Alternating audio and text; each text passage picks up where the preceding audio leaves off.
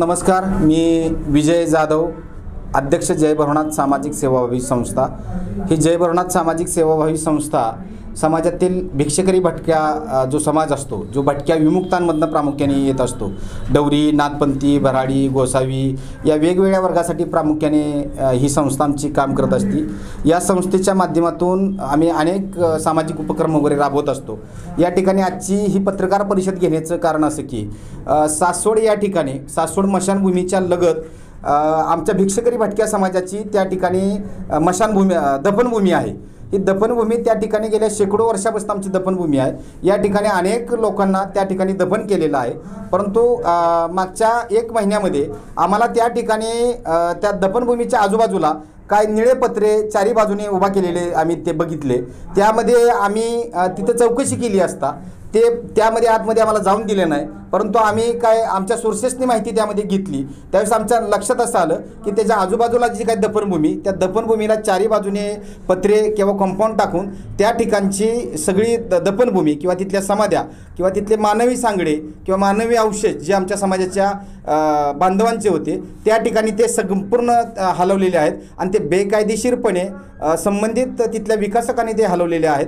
या संदर्भामध्ये आम्ही तत्काळ तिथल्या नगर परिषदेचे CEO कैलास चव्हाण यांच्याकडे धाव घेतली आणि कैलास चव्हाण यांना सुद्धा या संदर्भातली सगळी माहिती देऊन आम्ही त्यांच्याकडे तक्रार दाखल केली।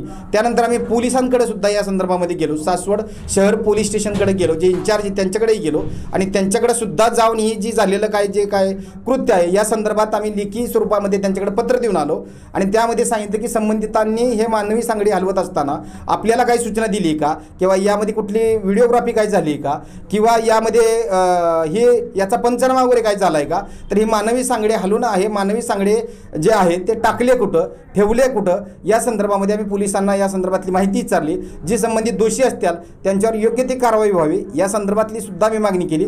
परंतु यामध्ये गेल्या 7 मला वाटतं काहीतरी बघा आम्ही 7 तारखेला त्यांच्याकडे 7/3/2024ला या संदर्भातली तक्रार केली होती। कुठलेही समाधानकारक उत्तर आम्हाला यामध्ये मिळालं नाही, उडवाउडवीची सगळी उत्तरं मिळली।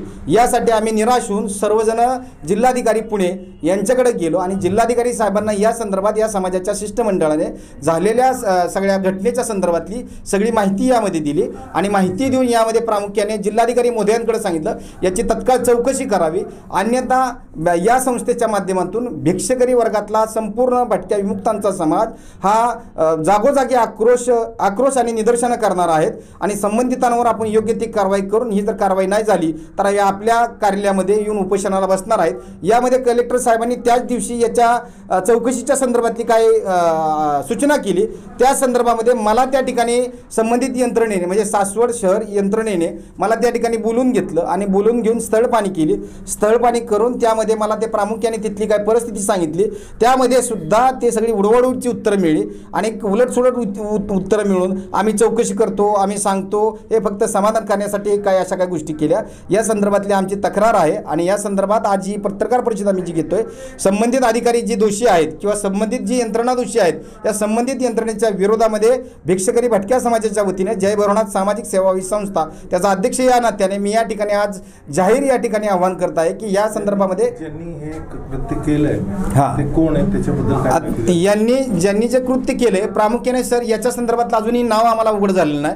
आम्ही याची माहिती मागवलेली आहे, परंतु यामध्ये प्रामुख्याने त्या ठिकाणी सर जे काय दिसतंय तनिष्का कंस्ट्रक्शन म्हणून असं काहीतरी त्या ठिकाणी उभा राहिलेलं आहे, त्याच्या प्रोप्रायटरीची आम्हाला अजूनही काही माहिती नाही। या संदर्भात आम्ही माहिती संबंधित प्रशासनाला मागितलेली आहे। दफनभूमी जी होती ते समाजाची नावानी होती, दान दिलेली होती, काय कसं सर त्या ठिकाणी दफनभूमी जी आहे खरं तर भिक्षकरी भटक्या वर्गाच्या समाजामध्ये एक परंपरा असते, म्हणजे हिंदू संस्कृतीप्रमाणे एक परंपरा असते की ते दफन केलं जातं। आता ते दफन कुठे केलं जातं तर प्रामुख्याने ज्या मशानभूमीचं क्षेत्र आहे त्या क्षेत्राच्या आजूबाजूला ते दफन सगळं केलं जातं। या संदर्भामध्ये गेल्या शेकडो वर्षापासून या ठिकाणी या हिंदू संस्कृतीप्रमाणे आमच्या या भिक्षकरी भटक्या वर्गातल्या काही समाजाच्या काही लोकांना दफन केलं जात होतं आणि तिथंच ते दफन करत होते। या संदर्भात सुद्धा आम्ही काय माहिती मागली, जागा दिली कशी, बांधकामाची परवानगी दिली कशी किंवा हे बांधकाम चालू झालं कसं, या संदर्भात आम्ही संबंधित प्रशासनाला या संदर्भातला जाब विचारलेला आहे। समाजासाठी काय संदेश राहणार, समाजासाठी तुमच्याकडनं काय? खरं तर समाजाला हे मी या ठिकाणी सांगू इच्छितो की आता ही परिस्थिती अत्यंत भयानक सगळी दिसती. आपली घरं घेतल्या जात होती, आपली जमिनी घेतल्या जात होत्या, आपले जे अधिकाराचे काम धंदे व्यवसाय उद्योग सगळे हिसकून घेतले जात होते. आता आपल्या मशानभूमीसुद्धा आपल्या दफनभूमीसुद्धा अक्षरशः गायब केल्या जातात. या संदर्भात समाजाने तळमळीने आता जागून पिटून उठलं पाहिजे आणि या झालेल्या घटनेच्या संदर्भात सर्व स्तरातून आवाज उठवला पाहिजे, जेणेकरून आगामी काळामध्ये आपलं अस्तित्व जर आता टिकून राहायचं असेल तर आपल्याला हा आवाज उठवायला लागेल. या दृष्टीने मी समाजाला आवाहन करू इच्छितो की येणाऱ्या या सगळ्या आंदोलनामध्ये आपण सर्वजण सहभागी व्हा आणि ताकदीने सगळीकडे निदर्शनं आणि या संदर्भात आपला रोष व्यक्त करा.